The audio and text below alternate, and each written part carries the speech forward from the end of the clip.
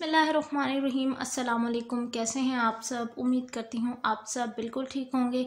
आज की video class 7 की ऑक्सफोर्ड की प्रोग्रेसिव इंग्लिश पर है और मैं आज आपके साथ यूनिट नंबर 1 एलिफेंट्स की क्वेश्चन आंसर शेयर कर रही हूँ। पेज नंबर 7 आज हम आपके साथ डिस्कस करेंगे। इसमें जितने भी सवाल हैं इन सब के सोल्यूशन मैं आज आपके साथ शेयर करूँगी। तो वीडियो को करते हैं जी स्टार्ट। सबसे पहले हमारे पास है जी रीडिंग फॉर अंडरस्टैंडिंग। पहला क्वेश्चन है, What had the elephant handlers done after the young man had been buried? Paragraph 1 से रिलेटेड ये क्वेश्चन है। आंसर देखिए, The elephant handler had begun to flee the camp, taking their elephants with them after the young man had been buried. Question number 2. How had Shew-Dog, the dead man's elephant, been behaving? Paragraph 2. Answer. Shew-Dog was restless, nervous, frequently flapping her ears and clawing the air with the top of her trunk. Question number 3. What had the hencock done to ensure that Shew-Dog did not break free? Paragraph 3 से question number 3 का answer देखिए। He had tethered Shew-Dog securely between two immense and immovable trees. To be doubly sure of keep her bound, he had used not the usual lightweight fetters with which elephants are shackled at night, but the heavy iron towing chains that are employed in the harnessing logs. Question number 4. What were the first sign that a storm was approaching? Answer देखिए, gathering up of the evening clouds and absence of stars from the sky were some of the signs of an approaching storm. Question number 5. Why was the hencock so sure that the Shew-Dog had been fed by a human hand? Answer. Hencock was so sure that Shew-Dog had been fed by a human hand because he had able to hear the tinkling sound Shew-Dog's bell approaching towards the camp, but he was not able to hear the sound of broken chain dragging along with Shew-Dog's feet. अब हम question number 6 की तरफ चलते हैं। Explain exactly what happened between Shew-Dog moving towards the dog and Mackie Thakin shooting her. Answer.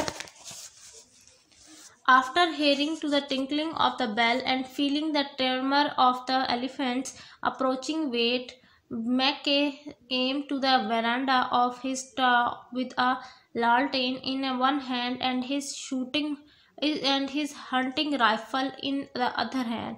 When Shew-Dog came close to the tree, Mackie fired the bullet between her ear and eye. Question number 7. Explain exactly how Shew-Dog and Mackie Thakin died.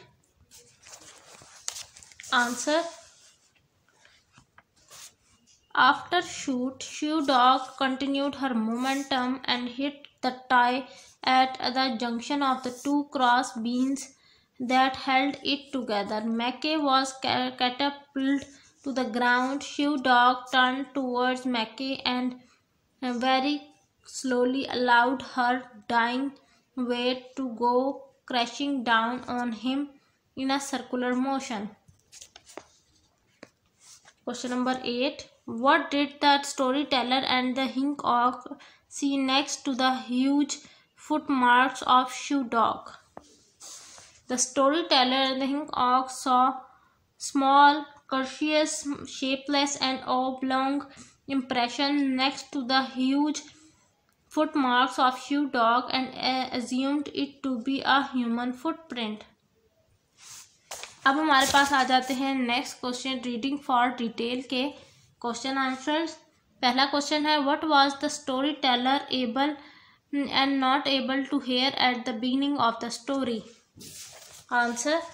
At the beginning, the storyteller was able to hear the sound of frogs, owls, and the feathery flapping of great jungle moth, but he was not able to hear the most familiar tinkling of any elephant's bell and sound of other ox-eating bustling in the camp. Question number 2. What was the towing chain usually used for? The heavy iron towing chain were usually used in the harnessing of logs. अगला question, which phrase in paragraph 3 suggests that Singhok is not telling the storyteller everything that he has in his mind?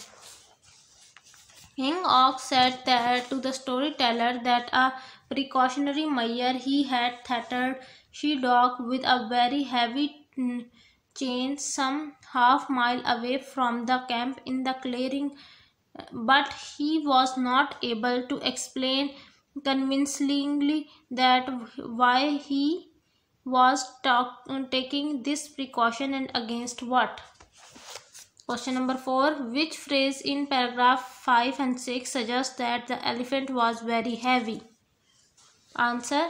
The shivering of the heart due to elephant threat and the tremor felt by Mackay in his tie or the clause in paragraph 5 and 6 suggest that the elephant was very heavy. Question number 5. Why did Mackay aim at she-dog between her eye and ear? Mackay aimed at she-dog between her ear and eye because it is the most vulnerable shoot of the elephant. Last question. Which word and phrases in paragraph 8 describe movement? Explain the kind of movement which each convey. The huge scope mark of she-dog feet and a smaller, curiously shapeless and oblique impression of a human footprint are the words and phrases mentioned in paragraph 8 and describing the movement of she-dog. और ये थी मेरी आज की video. इंशाल्लाह next video में हम continue करेंगे रीडिंग फॉर इन्फ्रेंस से. तो मिलती हूँ नेक्स्ट वीडियो में. अपना बहुत सारा ख्याल रखिएगा, मुझे दुआओं में याद रखिएगा. वीडियो अच्छी लगी हो तो वीडियो को लाइक भी कीजिएगा. अल्लाह हाफिज़.